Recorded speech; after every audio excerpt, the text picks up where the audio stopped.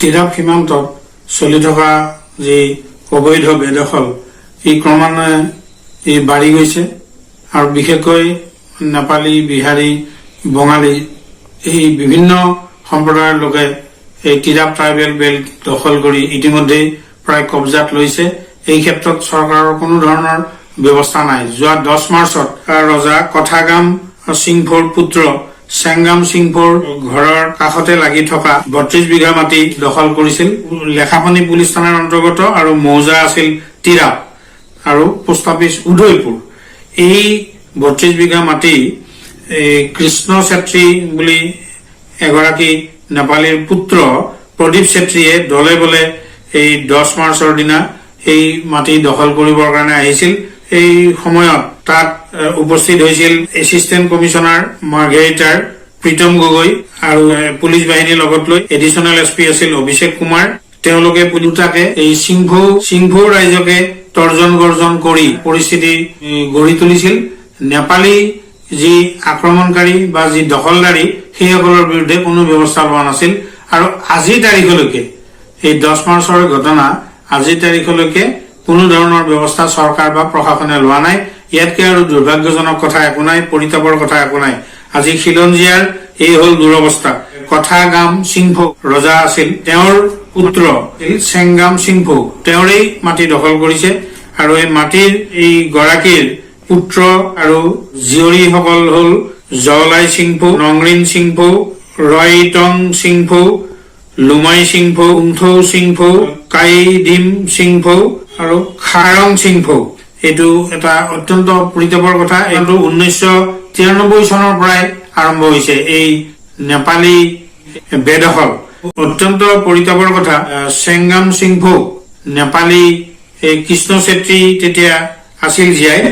মাটি দখল কৰাৰ পিছত স্বয়ং সিংফৌৰ বিৰুদ্ধেই তেওঁক মানে হত্যাকাৰী বুলি পুলিচত অভিযোগ দি পুলিচৰ দ্বাৰাই গ্ৰেপ্তাৰ কৰাই তেওঁক কাৰাগাৰলৈ নিক্ষেপ কৰোৱাইছিল আৰু গুৱাহাটী হাইকোৰ্টৰ পৰাহে বেল লৈ ওলাই যাবলৈ সক্ষম হৈছিল এই চেংগাম সিংফৌ।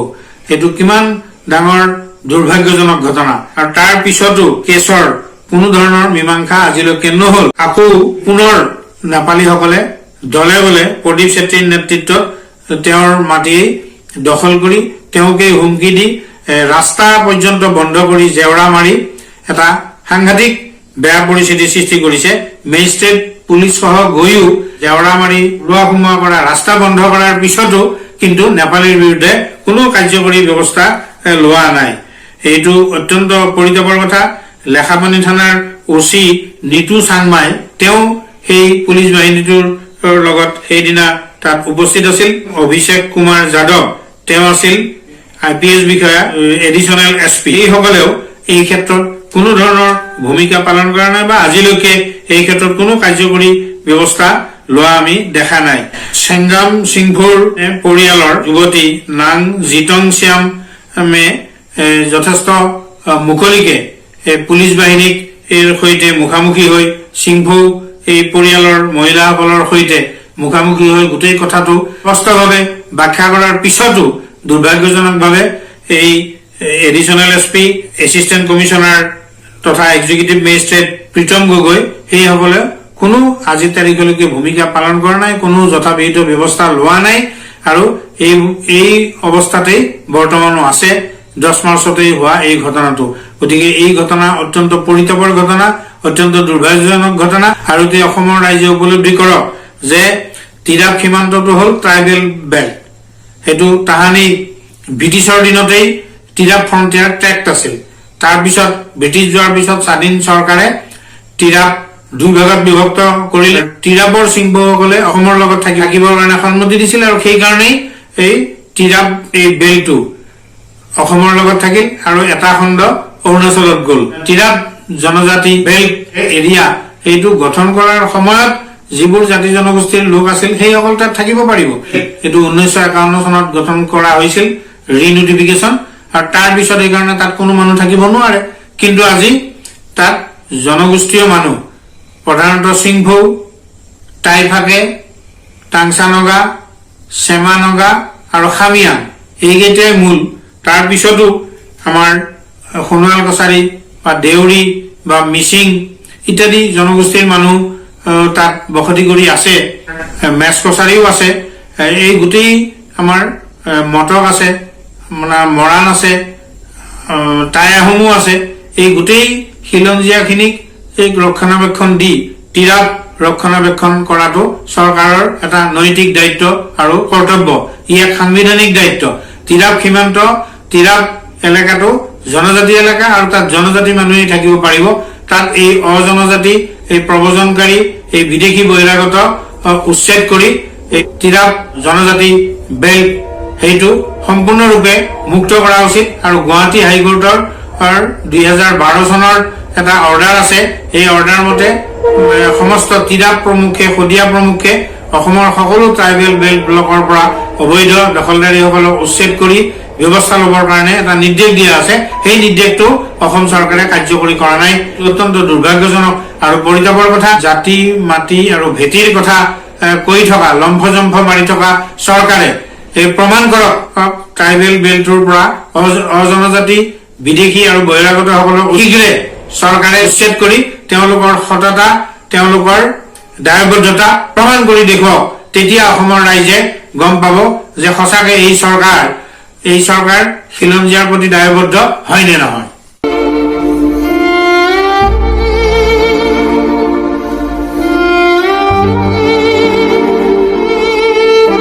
এতিয়া নেকি আপুনি দুটাৰ মাজত সমাধানটো নকৰে, তেতিয়া যাতে এতিয়া আপুনি ছেকেণ্ড পাৰ্টিক ৰখোৱা নাই, আমাৰ ট্ৰাইবেল মানুহ খং উঠিব নেকি? খালি পাৰ্টিকটো আপুনি ৰখোৱা নাই, আমাক ৰখুৱাইছে, আমাৰ খং উঠিব নেকি? আমি কি মনে মনে থাকি এইটোতো জাতিৰ কথা নাহিব, কি আহিব ইয়াত? আপোনালোকৰ ফালৰ পৰা নেগলিজেঞ্চ হৈছে। আপোনালোকে ৰিপৰ্ট দিব লাগে। আজি আপুনি উৰাত আহিছে, আজি আপুনি ৰিপৰ্ট দিব জানো? আপুনিতো ভাৰ্বেলি ক'ব। আপুনি কৈছে মই ডাঙৰ মানুহ, মই মেজিষ্ট্ৰেট হৈ আহিছো। আপুনি আহিলে নহ'ব নহয়, কালি বেলেগ মেজিষ্ট্ৰেট আহি যাব। কালি আপোনাৰ জেগাত বেলেগ এটা অফিচাৰ আহি যাব, তেতিয়া কি ক'ব? मैं तो नहीं जानता, मैं तो नया से ज्वाइन हुआ। ये तो नहीं ना, आपको तो पहले के इंसान बदल सकता है, चेयर नहीं बदलेगा। चेयर तो हमेशा सेम रहेगा। तो आप इंसान बदलेगा 1000, आपको देखना पड़ेगा रेकर्ड क्या क्या है। আজি আপুনি সলনি হৈ গ'লে কালি কোনে ক'ব কেছৰ কথাটো? তো ৰেকৰ্ড ৰাখিব ন, আপোনালোকেও ৰাখক, আমাকো দিয়ক। তো আপোনালোকে আজি মোৰ ইয়াত আহিছে, আপুনি ৰিপৰ্ট লিখিব জানো? আপুনিতো একো ৰিপৰ্ট নেলিখে যে আপুনি আহিছিলে আজি এনেকে কণ্ডাক্ট কৰিলে, আপুনি এনেকে ক'লে আমাক, এনেকে অৰ্ডাৰ আজি মই দিলো। আপুনি সেইটো নকৰে, মই জানো ভালদৰে, বিকজ মই চাইকিটো বুজি পাওঁ। এটা মানে আপুনি আমাক অপৰাধ বনাব নোৱাৰে, আৰু আপুনিয়ে নহয়, everyone of you do not fool us, okay? We are not uneducated. We are very aware citizen, আৰু আমি জানো আপুনি ক'ত ভুল কৰি আছে, আমি ক'ত ভুল কৰিছে আমিও জানো। কিন্তু আমি খাৰা হ'ব পাৰো, মাত মাতিব পাৰো, আৰু কোনো ইয়াত দুৰ্বল ভাবিব নাহিবি। ইনফৰ্মাৰ আমি যদি ইয়াত ইমানে বেয়া হ'লে এতিয়া মাৰ কাটি এতিয়া দুটামান মাৰি দিলে হয়। আমি মাৰিছো নেকি? সিহঁতে আমাক ফলছ কেছ দিছে, আমাৰ ককা দেউতাক। এয়া চাওক, আপোনালোকে নিজে আহিছে, you all came yourself, you see that road, তাতে ৰাস্তাত কোনে বেৰিছে? that is Pradip Chhetri. চাই লওক, এইটো ফটো মাৰক, বিকজ পাব্লিক ৰাস্তাত কেনেকে সি বনাইছে ইণ্ডিভিজুৱেল প্ৰপাৰ্টি নিচিনা। এই মানুহটো একদম ঘৰৰ পৰা তলত জাগাই নাই। আমি কেনেকৈ যদি জেউৰাটো লাগিলে না আমাৰ জেউৰা ভাঙিছে, তাতে কাজিয়া হ'ব। আমি আগতে কিবা কৈ থৈছো, এতিয়া আমাৰ ওপৰতে লাগিব। ইমান বছৰ ইমান অত্যাচাৰ হোৱা নাই। এইটো ল'ৰা এনেকুৱা অত্যাচাৰ আগত আমি যোন মানুহ নেকি পাব্লিক ৰাস্তাতে জেউৰা কাটিব পাৰে, সেইটো লোকৰ ঘৰৰ সম্পত্তিও কাটিব। এনেকুৱা মানুহ নহলে আমি দিল্লীত বাধ্য হৈ যাম ৰিপৰ্ট দিবলৈ, গোটেই গভৰ্ণমেণ্ট অফিচাৰ ছাছপেণ্ড হ'ব। এইটো কথা চিধা কথা। নিদিয়া নহয়, আমি ইয়াত তেতিয়ালৈকে নাযাওঁ আমাক এইটো কোনো অপৰাধ বনাব নোৱাৰে। আমি ভালকে জানো, বুজিছে? কোনে আহক, কিবা আহক, সেইটো ডাঙৰ কথা নহয়। মেজিষ্ট্ৰেট আহিলে বুলি নহব, ইয়াত মিনিষ্টাৰ আহিলেও আমি নাটৰো। আৰু মিনিষ্টাৰ চিন্তা কথা নহয়, কনষ্টিটিউচনৰ কথা আছে, সংবিধানৰ কথা আছে, নিজৰ ৰাইটৰ লেণ্ড ৰাইটৰ কথা আছে, ইয়াত নিজৰ আইডেণ্টিটিৰ কথা আছে। আমাৰ আইডেণ্টিটি এক্সিষ্টেন্স খতম কৰি দিছে। গোটেই ট্ৰাইবেল মানুহ মাটি কাঢ়ি ফুৰিছে, সেইবিলাকতো দেখি নাপায়। खाली आयन कानून कोई है, आयन कानून है तो चैप्टर 10 का जो रूल भंग हो रहा है, वायलेट हो रहा है, फंडामेंटल राइट आर्टिकल 351 का वायलेट हो रहा है, वो लोग तो नहीं देखता आपको। तब तो कोई नहीं आता यहाँ पे प्रशासन, हमें ही इसे रोकने के लिए आता है प्रशासन। तो हम अपने हाथों में नहीं लेगा तो क्या करेगा?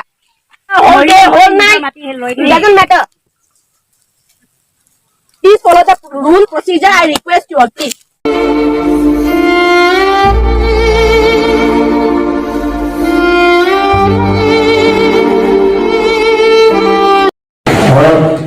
ডকাইতলিকা লুটপাট কৰি লৈ গ'ল সিহঁতৰ পুলিচে পইচা চুৰ কৰি লৈ যোৱা নেই সিহঁতৰ চিআইডিয়ে মানে প্ৰুফ দিছে আমাক এইটো তোমাৰ আপোনালোকৰ পইচা লৈছে বুলি আমাৰ পুলিচ দেখাই দিছে কিন্তু পুলিচে মানে আমাৰ ওপৰত গণতন্ত্ৰ অচিয়ে অত্যাচাৰ কৰা দেখি সেইটোৰে বাদে বুলি এইবোৰ নকৰিলে পইচা দি চুৰ কৰিছে আৰু বহুত কাগজ পত্ৰ বোলে আমি ৰাখাবিলাক চব উলিয়াই সিহঁতে বঁটা বেগত ভৰাই ভালেমান বস্তু লৈ গৈছে সিহঁতে এতিয়ালৈকে বহুত বস্তু ঘূৰাই দিলে কাপোৰ কাপোৰ কাগজ টুকুৰা টুকুৰিবিলাকহে ঘূৰাই দিছে ভাল ভাল ৰেকৰ্ড থকা কাগজবিলাক ঘূৰাই দিয়ে আমাক বান্ধিয়ে লৈ গৈছে সিহঁতে বান্ধিয়ে বহু গৰু গাহৰি ওলোমাই কিনে লৈ গৈছে হাতিয়াৰ আছে আপোনাৰ পিষ্টল দেখা ক'ত চলি পিষ্টল মোৰ থাকিলেহে দেখাম পিষ্টলে নাই বন্দুকটো আছিলে মই আগতে থানাত জমা দিয়া আছিল কিন্তু আলফা বন্দুক হোৱা সময়তে এনে ফাউচ কেছ দি মই হাইকোৰ্টৰ পৰা ১,৫০০ লৈ ওলাই অহা এনেকুৱা অত্যাচাৰ হৈছে মাটি বাৰী কাৰণে এইটো সময়তে যেতিয়াই এইটো কৃষ্ণ বাহাদুৰ চেত্ৰী আমাৰ আগত ধান ৰোৱা মেচিন আমি ৰাখিছে আমি ধান তুলি আছে সেইডোখৰতে সিহঁতে মাতি লৈ সিহঁতে মাকে ফুটুৱাই ঘুগি বনাম বুলি ক'লে ঘুগি বনাই পেলাই পাণ ঘুগি বনাই ৰাখিলে তাৰপিছত আকৌ সিহঁতে মনে মনে মনে মনে নামজাৰি কৰি আমাৰ পথাৰ কিনাৰে মাটি এইটো আমাৰ এতিয়া আমি তাত সিহঁতৰ নেপালী মানুহে ক'ব হয়তো আমাৰ ধান কুটা ধান মেচিন ৰখা ঘৰ এতিয়া আমি নেপালী বুঢ়া বুঢ়া কিছুমান বনা নাই সিহঁতে ক'ব এইটো কথা গাঁৱৰ হয় কথা কোৱাত আমাৰ টাইটেল নাম হয় সব নেপালী বুঢ়া অন্যায় নকৰে ধৰ্মত থকা মানুহে সত্য কথা ক'ব সত্য কথা কেতিয়াও লুকাই নাথাকে কচিয়ে কঠি অত্যাচাৰ কৰা নাই মই হাইকোৰ্টৰ পৰা মই বেল পাইহে থানাৰ পৰা ওলাই ইমান বেয়াকে অত্যাচাৰ কৰিছে খবৰি দিয়া মাটি বাৰীৰ কাৰণে এই কৃষ্ণ চেত্ৰীকো আমাৰ মাদাৰ কেছত ফচালে 20 দিনমান মই জেলতে থাকিলো কোনো একো নোপোৱাৰ কাৰণে সিহঁতে মোক ৰিলিজ কৰি দিলে সুৰেন্দ্ৰনাথ দেৱবৰুৱা আছে তেতিয়া চেচনটা এনেকুৱা এতিয়ালৈকে মাটিৰ কাৰণে মানে সিহঁতি বহুত ভিতৰে ভিতৰে ভিতৰে ভিতৰে পুলিচি লগাই দিয়ে এতিয়া আমাৰ গাঁৱৰ মানুহে একদমেই আমাৰ চিন্তা নকৰে সেই কৃষ্ণ বাহাদুৰ চেত্ৰীৰ ল'ৰা দীপক চেত্ৰী সেই উদয়পুৰ 4 মাইল 5 মাইল জামুনৰ পৰা সৰু সৰু ডেকা ল'ৰা লৈ আনি সিহঁতে অত্যাচাৰ কৰে খেতি কৰা পথাৰত বটল ভৰা ইত্যাদি বহুত পাব আপোনালোকে চাব পাৰে পুলিচক মই এটা দেখা কৰিলো গৈ নিজে নোৱাৰে উদয়পুৰ গা ভাগ নাই বেছি আগ্ৰহ কৰিব নোৱাৰে আমাকতো আশা কৰা বন্ধ কৰি দিছে মেইন ৰাস্তাটো বন্ধ কৰি দিছে ইমান অত্যাচাৰ প্ৰথমত বাবু বাবু দেউতা দেউতা মা মা বুলি ধুতি বনাত আপোনাকে পুরি তামুল পান মাকে দেখলে গুটি বনালে গুটি ভাড়া भी দিছে মাটি ভাড়া भी দিছে লাহে লাহে লাহে দুটা আহে মানে ভিতরে ভিতরে নামদারি কৰি কৰি এতিয়া আমাক সেনেকা কৰিছে আমি ঘৰ পৰা সেইখিনি ভাঙি দিছে এই যিটো জেগাত আমাৰ গণ্ডগোল হৈছে এইটো আমি ডিসিপি লগাই সেইটো কাৰণে মই ঘৰ লগাই সেইখিনি ৰাখি তাত তামোল চামোল কিবা কিবি লগাম সেইটো আমি ভাঙি দিছে তোৰ দেখা ল'ৰা দুনিয়া ঘৰলৈ আনিব আমাৰ তাত গাঁৱৰ নেতাকেইটা আমাক চাপৰ্ট দি আছে এতিয়া আমি তাতে আমাৰ গাঁৱৰ দেখা ল'ৰা আমি আহিছো সহায় কৰিছে হাবি কাটি দি সহায় কৰিছে দীপক চেত্ৰীয়ে যখন 5 মাইল 6 মাইল পৰা আনে ভগৱানে তোৰ দেখা ল'ৰা দুনিয়া ঘৰলৈ আনিব আমাৰ ইমান উৎসাহ আমাৰ ভাল ভাল বস্তুবিলাক গাইড কৰি দিলে ৰাতি 11 বাজি আহিছে স্কুলৰ আজি ডকাই দি নহয় কাষৰ মাদাৰ কৰা দি নহয় সিহঁতে এনেই মোৰ ঘৰতে পিষ্টল দিছে ইমান ডাঙৰ নেপালী সমাজ আছে সব জাতি সমাজ আছে কোনেও মোক দেখাই দিয়া নাই হাতত পিষ্টল আছে বুলি কোৱা কিন্তু ঘনকান্ত চিয়ে এনেই জাৰি কল কৰি ৰিপৰ্ট দিছে মোক একদম বেয়াকে অত্যাচাৰ হাইকোৰ্টৰ পৰাই মই বেয়ালৈ ওলাই ইমান অত্যাচাৰ সাংবাদিকসকলক অনুৰোধ কৰিলো এইবোৰ কথা প্ৰকাশ কৰি দিব এই বাৰিষা সময়ৰ কথা আমাৰ লেবাৰৰ ল'ৰা সৰু পৰা মই ফিজিকেলি ডাঙৰ কৰিছে আমাৰ ঘৰতে ঘিৰিছে ৰকম পাইছে আমি মেডিকেল লৈ গ'লো মেডিকেলত ট্ৰিটমেণ্ট কৰি তাক বচাবলৈ চালোঁ তাক ভাইকেল মৰি গ'ল সেইটো দি থানাত যিহেতু ৰিপৰ্ট দিছে এই দীপক চেত্ৰী জাতিটোৱে এইটোৱে মানে ৰিপৰ্ট দিছে কি কথা কামৰ মানুহে চব এইটো পোৱালি ল'ৰা এটা কাটি পিচ পিচ কৰি গোটাই পুলিচক পঠালে এতিয়া তোমাক পুলিচটোৱে ক'ব পিষ্টল দেখাই দেখাই মানে দম দিছে মোৰ ল'ৰাটোক ক'ত কাটিবি ক'ত লুকাবি দেখাবি ইমান অত্যাচাৰ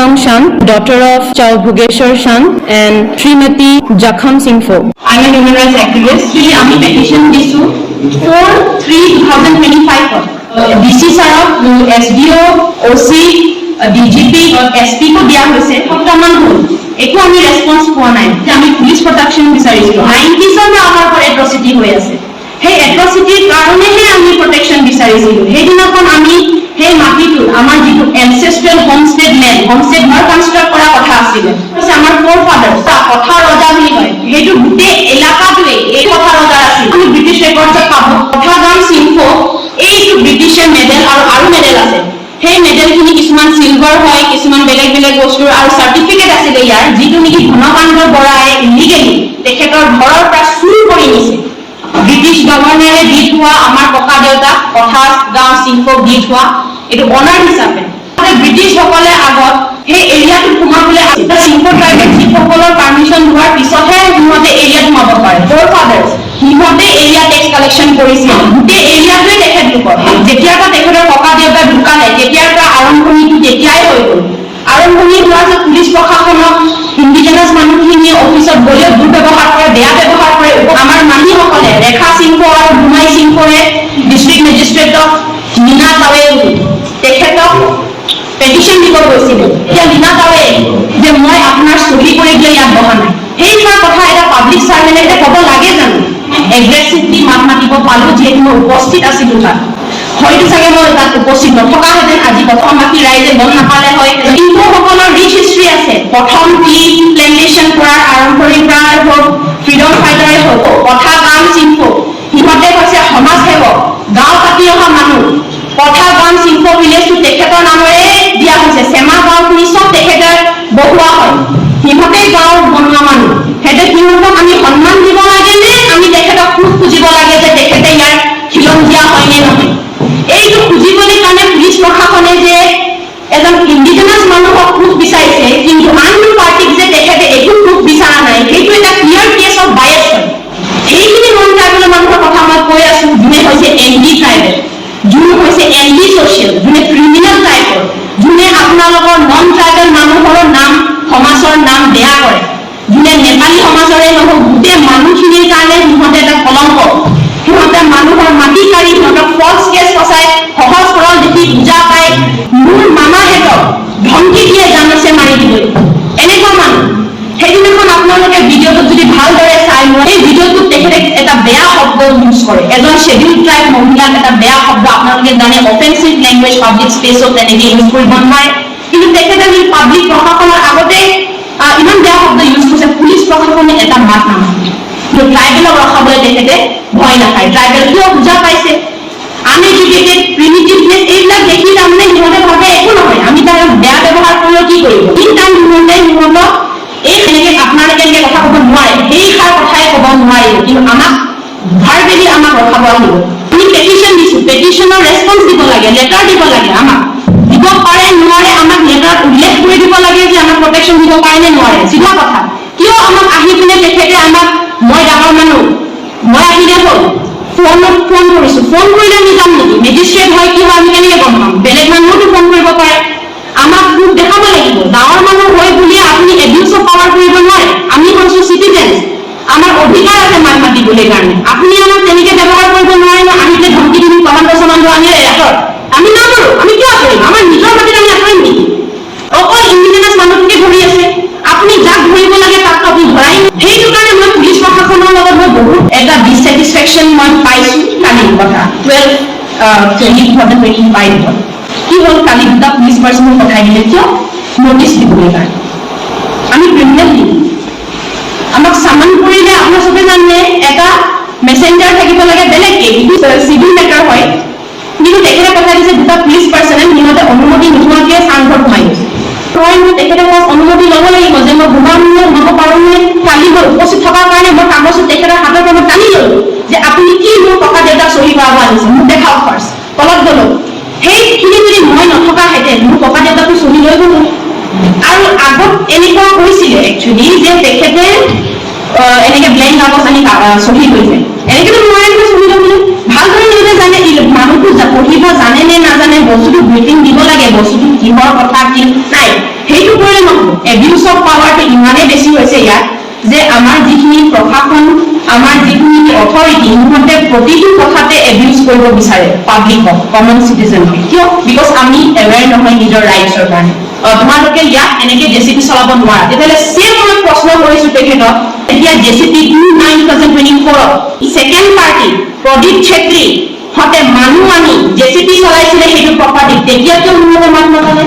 আমি যেতিয়া পেটিশ্যন দিব গৈছো, যেতিয়া নেকি আমি এফআইআৰটো ছাবমিট কৰক বুলি এটা দৰখাস্ত দিব গৈছো ঘূৰি ঘূৰি, তেতিয়াও তেখেতে ৰেজিষ্টাৰ কৰা নাই। আমি ৰেজিষ্টাৰ কৰিব নোৱাৰো, আমাৰ ওপৰৰ পৰা অৰ্ডাৰ আছে। কিন্তু ৰহস্য কথা, কিহৰ ওপৰৰ অৰ্ডাৰ আমাক দেখাব লাগিছিলে। এনেকুৱা কি অৰ্ডাৰ আছে যে পুলিচে ৰেফিউজ কৰিছে এফআইআৰ ৰেজিষ্টাৰ কৰিবলৈ? ৰেজিষ্টাৰ কৰাটো দৰকাৰ, তাৰপিছত দেখা যাব যে কোন কি কথা, কিন্তু সেইটো নকৰিলে। এতিয়া কিয় ৰেজিষ্টাৰ কৰিছে? Because national commission for scheduled ট্ৰাইবছৰ পৰা ডিচি এটা নটিচ আহিছে, উপায় নোপোৱা হৈ আহিছে। নহ'লে মানুহ মৰি গ'লেও সিহঁতে স্পটত অহা মানুহ নহয়। যোৱাকালি যেতিয়া নেকি পুলিচ পাৰ্চনেলখিনি আহিলে, মই তেখেতক কৈ দিলো যে আমি ফিজিকেল হিয়াৰিং দিব নাযাওঁ। কিয়? আমি হিয়াৰিং বহুতবাৰ দিলো, একো ৰিপৰ্ট ওপৰলৈ নাযায়, আমাকো একো ৰিপৰ্ট কপি দিয়া নহয়। সেইটো কাৰণে আমাক লাগিব on the spot enquiry, field enquiry, field inspection লাগিব। আমাক দেখুৱাই আমি কথা কম, আমি উইটনেছ ৰাখিম, চব মানুহখিনিক আমি গোটাম, সেইটো আমাক লাগে। SDO চিভিলৰ দায়িত্ব তেখেতৰ এৰিয়াত হয়, ডিচিৰ দায়িত্ব। ডিষ্ট্ৰিক্ট এডমিনিষ্ট্ৰেশ্যনে কি কৰি আছে? যদি তেখেতৰ আইন ভংগ হৈছে সেইবোৰ তেওঁলোকে দেখা নাপায়। Chapter 10 Assam land regulation act 1886 এইবিলাক ভংগ হোৱাটো তেখেতে দেখা নাপায়, মৌলিক অধিকাৰ ভংগ হোৱা দেখা নাপায়। মানুহৰ ট্ৰাইবেল মানুহৰ যিটো স্পেচিয়েল প্ৰটেকশ্যন আছে মানুহৰ, সিহঁতৰে প্ৰটেকশ্যনত আপুনি চিন্তা কৰক। বেলেগ ট্ৰাইবেল মানুহখিনি গোটেই বেলেগ জেগাত থকাখিনি কি অৱস্থা হ'ব? আজি ট্ৰাইবেল বিৰাট ট্ৰাইবেল বেল ট্ৰান্সফাৰ এৰিয়াছতে যদি মানুহে সুৰক্ষিত নহয়, আমাৰ জনজাতি মানুহে, ইণ্ডিজিনাছ মানুহে, তেখেতে আমাৰ ভৱিষ্যতটো কি হয়? এইটোৱে ধ্বংসৰ আৰম্ভণি। আৰু আমাৰ অকল চিম্পল ট্ৰাইবে নহয়, গোটেই ট্ৰাইবখিনি সজাগ হোৱা সময় আহি গ'ল। নহ'লে আমি এদিন নিজৰে মাটিত লেণ্ডলেছ হ'বলগীয়া হ'ব। আৰু সদায় মনত ৰাখিব, প্ৰথম সদায় লেণ্ড ৰাইটছ আহে, তাৰপিছত বাকী ৰাইটছ ফ'ল' কৰে। আপুনি প্ৰথম লেণ্ড ৰাইটছ পোৱাৰ পিছত বাকী আপুনি চব আপোনাৰ ফ'ল' কৰে। এতিয়া আমাৰ এক্সিষ্টেঞ্চ থ্ৰেটেন হৈছে, আমাৰ আইডেণ্টিটি থ্ৰেটেনিং হৈছে। আৰু এটা আমাৰ ভিডিঅ'ত যদি আপুনি ভালদৰে চাই, তাতে লেণ্ড ছেটেলমেণ্ট বৰ্ডৰ, লেণ্ড এডভাইজৰী বৰ্ডৰ তাত উল্লেখ আছে। এছিষ্টেণ্ট ক'ৰ ডিষ্ট্ৰিক্ট কমিশ্যনাৰে কৈছে যে ছেকেণ্ড পাৰ্টিয়ে সিহঁতে লেণ্ড ছেটেলমেণ্ট বৰ্ডৰ পৰা যিটো নেকি পাছ কৰা অৰ্ডাৰটো লৈ সোমাইছে, সেইটো আমি গ্ৰহণ কৰিব নোৱাৰোঁ। কিয়? মেম্বাৰ লিষ্টটো আমি নাজানো। তাত যদি নন ট্ৰাইবেল মানুহ যদি 100% থাকে, তেখেতে কেনেকৈ ট্ৰাইবেলৰ সেইটো কনচেণ্ট নোলোৱাকৈ মানুহক ডিছকাশ্যন কৰে? গাঁৱৰ যিটো নেকি লোকেল মানুহক ট্ৰাইবেল চিফক কনচেণ্ট নোলোৱাকৈ, সেইটোহে অকল নহয়, তাত কিমানখিনি মেম্বাৰ্ছ আছে সেইটোও আমাক জনাব লাগিব। তাত মেম্বাৰ্ছ, ট্ৰাইবেল মেম্বাৰ্ছ কেইজন আছে, সেইটো পাছ কৰাটো এক্সিকিউটিভ অৰ্ডাৰ, ল নহয়। তেতিয়াহ'লে লটো বেছি প্ৰিভেইল কৰিব লাগে নে এক্সিকিউটিভ অৰ্ডাৰটো এডভাইজৰী কাউন্সিল বৰ্ডে যিটো নেকি অৰ্ডাৰ পাছ কৰিছে সেইটো প্ৰিভেইল কৰিব লাগে? আকৌ আহিছে ছেকেণ্ড পইণ্টটো, ৰেফিউজি ৰিহেবিলিটেশ্যন কাৰ্ড। মই এইটো কথাটো কিয় উল্লেখ কৰিব বিচাৰিছোঁ, কিয়নো ডিষ্ট্ৰিক্ট ছেছন কোৰ্টত বা হাইকোৰ্টত যেতিয়া এইটো কেছটো চলি আছিলে, যিটো নেকি কেছ চলি আছে, তেতিয়া কেছ চলি থাকোঁতে সিহঁতে ছেকেণ্ড পাৰ্টিয়ে প্ৰদীপ ছেত্ৰীহঁতে ৰেফিউজি ৰিহেবিলিটেশ্যন কাৰ্ডটো তেখেতে দেখুৱাইছিলে। কিন্তু পিছত সেই ৰিহেবিলিটেশ্যন কাৰ্ডটো যদি আপুনি ভালদৰে চাই, তাত ডিটেইলছ একো মেনশ্যন নাই। That mean that is fake, সেইটো মেনিপুলেট কৰা হৈছে। একচুৱেলি জেনুইন ৰেফিউজিৰ কাৰ্ডটো তেখেতে কেনেবাকে কৰি মেনিপুলেট কৰি তেখেতৰ মানে দেখুৱাব খুজিছে যে তেখেতে শদিয়াৰ ৰেফিউজি, কিন্তু তেখেতে শদিয়াৰ ৰেফিউজি নহয়। যদি তেখেতে শদিয়াৰ ৰেফিউজি হয়, অসম চৰকাৰে তেখেতক ৰিহেবিলিটেট কৰিছে ইয়াত শদিয়াৰ পৰা আনি এইটো গাঁৱত, তেতিয়াহ'লে তেখেতৰ লেণ্ড ডকুমেণ্ট ক'ত আছে শদিয়াৰ? তেখেতৰ ভোটাৰ লিষ্ট চাওক, তেখেতে কিমান জেনেৰেশ্যনৰ পৰা শদিয়াত তেখেতে বসবাস কৰিছে। কথা গাঁও চিংফো ভিলেজত কেতিয়াবা বসবাস কৰিছে, তেখেতৰ 5 জেনেৰেশ্যন চলি আছে, 5-6 জেনেৰেশ্যন। এতিয়া আপুনি প্ৰশাসনে উত্তৰ দিব লাগিব কি 5 জেনেৰেশ্যন থকা ট্ৰাইবেল যিবিলাক ৰেকগনাইজ অকল আমি বুলি নহয়, ব্ৰিটিছে ৰেকগনাইজ কৰি থোৱা আছে, গভৰ্ণমেণ্টে ৰেকগনাইজ কৰা আছে, গাঁৱৰ মানুহে জানে বিৰাট ট্ৰাইবেল বেল্টত তেখেতৰ মাটিৰ অধিকাৰ নাই। ইয়াত অকল ট্ৰাইবেল মানুহৰ, শ্বেডিউল ট্ৰাইব মানুহৰহে অধিকাৰ আছে। তেতিয়াহ'লে এইখিনি ভংগ হোৱাটো সিহঁতে দেখা নাপায়, অকল আমাক ৰিষ্ট্ৰেইন কৰি থাকে, আমাক আৰু কয় যে আমি কমিউনেল ভাইলেঞ্চ কৰিব নিবিচাৰোঁ। একচুৱেলি কমিউনেল ভাইলেঞ্চটো অথৰিটিৰ নেগলিজেঞ্চ কাৰণেহে হ'ব। অথৰিটিৰ নেগলিজেঞ্চৰ কাৰণে, মেল এডমিনিষ্ট্ৰেশ্যনৰ কাৰণেহে কমিউনেল ভাইলেঞ্চ হ'ব। কিয়? সিহঁতে তাক সমাধান নকৰে আৰু সিহঁতে চাইডত বহি চাই সিহঁতে আৰামছে কৰি থাকিব। সেইটো নহয় বৰ্ডৰ সেইটো বৰ্ড লিষ্টটো পাব্লিক কৰিব লাগিব, চাব লাগিব। ছেকেণ্ড কথা আৰু আহিছে যোন কথা কাম শিল্প তেখেতে সমাজ সেৱক ফ্ৰীডম ফাইটাৰ হয়, কি সন্মান পালে? চৰকাৰে, অসম চৰকাৰে হওক, ভাৰত চৰকাৰে হওক, indigenous faith and culture promote কৰিবলৈ কাৰণে কি ষ্টেপ লৈছে? একো ষ্টেপ লোৱা নাই। আমি আমাৰ নিজৰ ইণ্ডিজিনাছ ফ্ৰীডম ফাইটাৰ্ছ খিনি ভালদৰে চিনিয়ে নাপাওঁ, তেখেতৰ হিষ্ট্ৰীবিলাক ভালদৰে নাই। সেইটো কাৰণে আজি তেখেতৰ এক্সিষ্টেঞ্চ থ্ৰেটেন হৈছে। কিয়? প্ৰমোশ্যন নাই, মানুহে গমেই নাপায়, ভালকে কথাখিনি গমেই নাপায়, আলোচনা নহয়। এইখিনি কথা আজি এই যে এইটো অৱস্থাত যে আহি পৰিছে, ইয়াৰ ইণ্ডিজিনাছ মানুহ হোৱাৰ পিছত মুখ দিবলগীয়া হৈছে, এইটোৱে বহুত লজ্জাজনক কথা যে অসমত থাকি ইণ্ডিজিনাছ মানুহে প্ৰুফ দিবলগীয়া হৈছে যে আমি ইয়াৰ অৰিজিনেল মানুহ হয় নে নহয়, আমি ইনহেবিটেন্স হয় নে নহয়। এইটো বহুত লাজৰ কথা, অকল এজন ট্ৰাইবেলৰ কাৰণে, প্ৰত্যেকটো ট্ৰাইবেলৰ কাৰণে এইটো বহুত লাজৰ কথা। তিৰাপ ট্ৰাইবেল গেল হৈছে 13 মাহ 2021 ট্ৰান্সফাৰ ডেফাৰ্টৰ যেতিয়া নেকি কিবা হৈছে, তেতিয়া আপুনি তেতিয়াৰ পৰা সিহঁতে ইয়াত বসবাস কৰি আছে। আপুনি চিন্তা কৰক কিমান পুৰণা মানুহ। বিশাগান শিল্প যোনে নেকি শিল্প ৰজা আছিলে, বেছিদিন হোৱা নাই ঢুকুৱা, তেখেতৰ ৰিলেটিভ হয়, তেখেতৰ পৰিয়াল লাগে। তো আপুনি চিন্তা কৰক কথাটো যে কেনেকুৱা এইটো হ'ব পাৰে যে ইমানখিনি তথ্য থকাৰ পিছতো যে প্ৰশাসনে মানে ছেটিছফাইড নহয়, আৰু তথ্য বিচাৰে। চবে জানে যে শিল্প ট্ৰাইবেল কাষ্টমাৰী নিয়ম মতে জ্যেষ্ঠ পুত্ৰই পাব, যোনটো নেকি ককা দেউতাৰ মাটি তেখেতে পাব লাগে। কিন্তু আজি তিৰাপ ট্ৰাইবেল বেলেগে ট্ৰাইবেল সুৰক্ষিত নহয়, ক'ত হ'ব?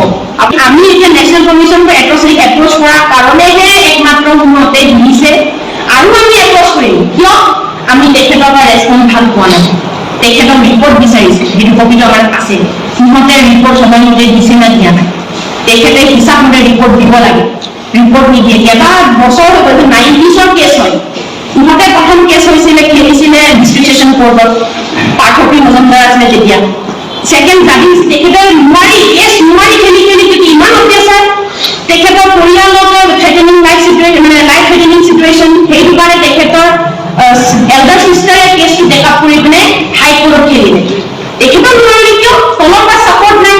প্ৰশাসনে ইমানেই এণ্টি ট্ৰাইবেল এটা মানে ষ্টেণ্ড লৈ আছে, জনজাতি সুৰক্ষা আইন থকাৰ পিছতো যদি এনেকুৱা কাম যদি প্ৰশাসনেই উল্টা আমাক সুৰক্ষা দিব নোৱাৰে, তেতিয়া আমাক সুৰক্ষা কোনে দিব? আইন নিজৰ হাতত তুলি ল'ব লাগিব। সেইটো কাৰণে একমাত্ৰ মই সেইদিনাখন মাত মাতিছিলো, যাতে আমাৰ শুই থকা ট্ৰাইবেল মানুহে যাতে জাতি আহক, জানক যে আমাৰ লগত ড্ৰামাত একচুৱেলি কি হৈছে। অকল আইন বনাই পেলাই নহ'ব নহয়, আইন ইমপ্লিমেণ্টেশ্যন হ'ব লাগিব, ষ্ট্ৰিক্ট এনফৰ্চমেণ্ট হ'ব লাগিব। লেণ্ড লছত ষ্ট্ৰিক্ট এনফৰ্চমেণ্ট হোৱা নাই। আৰ্টিকল 21 আমাৰ ভংগ হৈছে, ৰাইট টু লাইফ, আমি জীয়াই থকা আমাৰ অধিকাৰ আছে, ভংগ হৈ আছে। ইয়াত বহুতখিনি আইন ভংগ হৈছে, কিন্তু প্ৰশাসনে সেইটো দেখি নাপায়। প্ৰশাসনে এইটো দেখি পায় যে আমি জেচিপিৰ লগত সোমালো সেইদিনাখন। আমিও জানো আমি কিয় সেইটো কৰিব বাধ্য হ'লো, যদি আমি ৰিপ্লাই পোৱা নাই, ৰেছপন্স পোৱা নাই। সেইটো কাৰণে এইটো এটা এণ্টি ট্ৰাইবেল পলিচি, এইটো এটা এণ্টি বুদ্ধিষ্ট পলিচি, আমাক দুৰ্বল বনাব নোৱাৰে। আৰু কাগজত দিয়ে লেণ্ড ডিস্পিউট কেনেকৈ হ'ব? এনক্ৰচমেণ্ট বুলি লিখিব লাগে। Right term is encroachment, not land dispute. এইটো লেণ্ড ডিস্পিউট নহয়, এইটো আমাৰ সন্মানতো লাগিছে। আমাৰ যিটো নেকি ট্ৰাইবেল নিয়ম ভংগ হৈছে, শিল্প ট্ৰাইবেল কাষ্টমাৰী ল ভংগ হৈছে। ইয়াত আমাৰ SC/ST atrocities prevention of atrocities act 1989 violate হৈ আছে। আমাৰ ৰুল অফ ল নাইকিয়া হৈ আছে, ললেছনেছ আহি গৈছে। সেইবিলাক কোনো দেখি নাপায়। ইলিগেলি মানুহে মাটি কাঢ়ি আছে। এডভাইজৰী কাউন্সিল বোৰ্ডে এনেকুৱা এটা অৰ্ডাৰ পাছ কেনেকৈ কৰিব পাৰিলে? এটা গোপনভাৱে কৰি দিলে, সেইটো নহ'ব।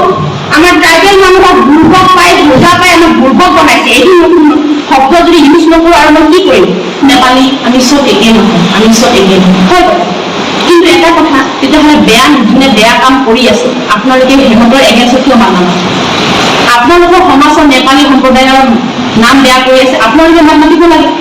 আপোনালোকৰ মাজতে কোনোবা বেয়া এণ্টি ছ'চিয়েল মানুহ থাকে, কিছুমান এণ্টি ট্ৰাইবেল মানুহ থাকিব পাৰে, আপুনি সিহঁতকতো মাত মাতিব লাগে নে নালাগে?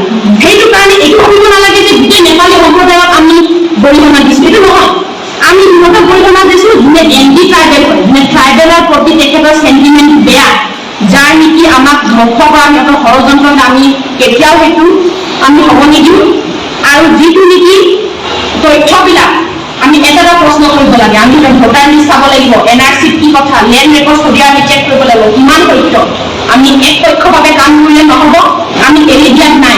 বহুখিনি জাগাত এনেকুৱা ঘটনা হৈ আছে। এই পলিটিকেল এম্পাৱাৰমেণ্টৰ নামত আমাক উল্টা পলিটিকেল ছাপ্ৰেছনহে আমি পাইছোঁ। আমাক ছাপ্ৰেছ কৰা হৈছে, আমাৰ ভইচেছখিনি চাইলেঞ্চ কৰা হৈছে।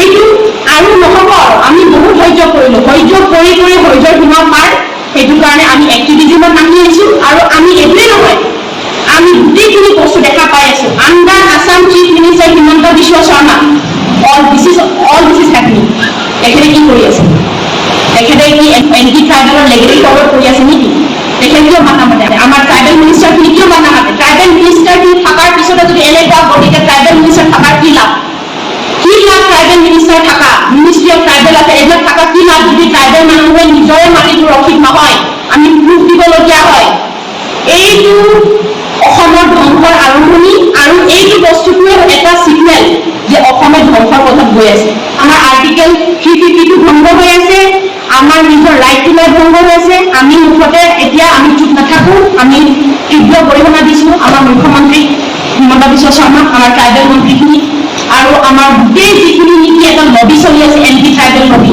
এইটো আমি আৰু চলিব নিদিওঁ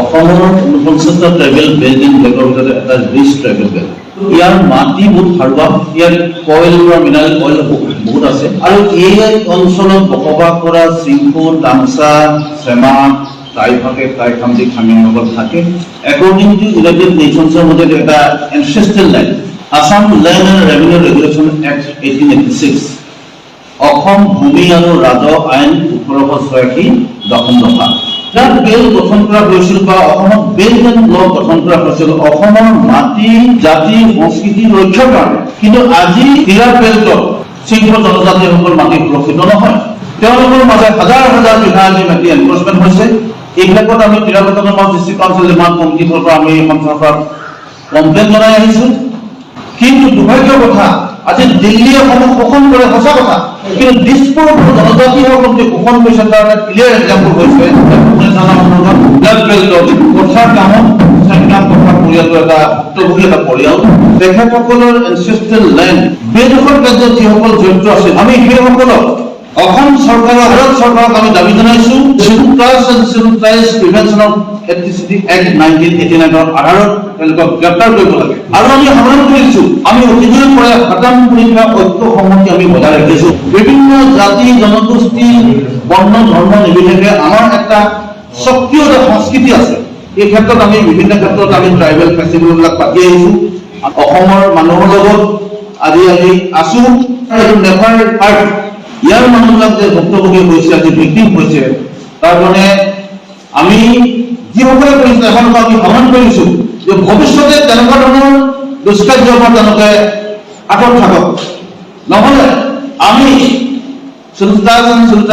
এট্ৰচিটি এক্টত আমি তেওঁলোকক কেছ ফাইল কৰিবলৈ আমি বাধ্য হ'ম আমি SC এট্ৰচিটি এক্টত জাগোনৰ পৰা এজন আৰ্মি অফিচাৰক আমি ট্ৰান্সফাৰ কৰিবলৈ বাধ্য হৈছিলোঁ আমি DC যোগেদি অসম চৰকাৰৰ চিফ ছেক্ৰেটাৰী মেমৰেণ্ডাম ছাবমিট কৰিছিলোঁ গতিকে তেনেকুৱা ধৰণৰ আমাক যদি ভুক্তভোগী পৰিয়ালে জনাইছে আমাৰ মাজত আজি উপস্থিত আছে হলেও মন্ত্ৰী সভাপতি আছে আৰু আমাৰ পুনৰবছৰী ষ্টুডেণ্ট ইউনিয়নৰ নেতৃবৃন্দ আছে অসমৰ আমাৰ সকলো আমাৰ অসমৰ ট্ৰাইবেল অৰ্গেনাইজেশ্যনৰ লগত আমাৰ আমি যিহেতু আমি জড়িত আছো CCD বুলি আমাৰ সংগঠন আছে গতিকে এইখিনি ক্ষেত্ৰত অসম চৰকাৰে এটা বিহিত ব্যৱস্থা লওক যে এজন মই এনক্ৰচৰ নাম ক'ব বিচাৰিছো তেওঁৰ নামটো দীপক ভৰালী তেওঁ কথা ৰিজাৰ্ভত 600 বিঘা একৰ তেওঁ মাটি এনক্ৰচমেণ্ট কৰিছে তেওঁ ডিব্ৰুগড়ৰ ব্যক্তি মাটিৰ বেদখল কৰি চাহ বাগান খুলি আছে তেখেতৰ ওপৰত আমি নিৰাপত্তা ডিষ্ট্ৰিক্ট কাউন্সিল নিৰ্মাণ কমিটিৰ তৰফৰ পৰা অসম চৰকাৰৰ ৰেভিনিউ বৰ্ড গুৱাহাটীত ডাইৰেক্টৰ ওচৰত আমি কেছ ফাইল কৰা আছে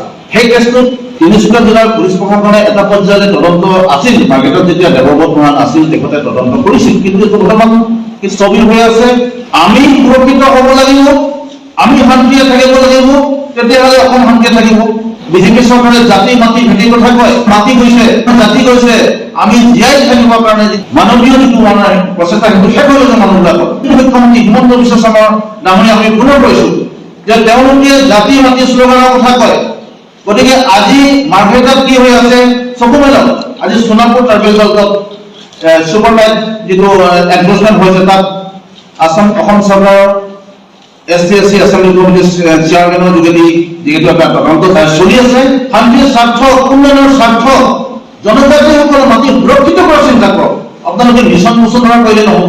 চেপ্টাৰ 10 ভৰ্তি কৰিব বুলি আমি অসম চৰকাৰক আহ্বান জনাইছো। এইটো এটা হিউমেনিটিৰ কথা। আমাৰ যদি মাটি নাথাকে আমাৰ অস্তিত্ব ক'ত থাকিব?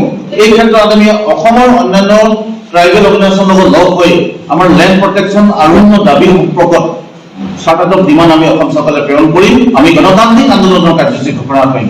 এই গোটেই খিলঞ্জীয়াখিনিক এই ৰক্ষণাবেক্ষণ দি তিৰাপ ৰক্ষণাবেক্ষণ কৰাটো চৰকাৰৰ এটা নৈতিক দায়িত্ব আৰু কৰ্তব্য। ই এক সাংবিধানিক দায়িত্ব। তিৰাপ সীমান্ত, তিৰাপ এলেকাটো জনজাতি এলেকা আৰু তাত জনজাতি মানুহেই থাকিব পাৰিব।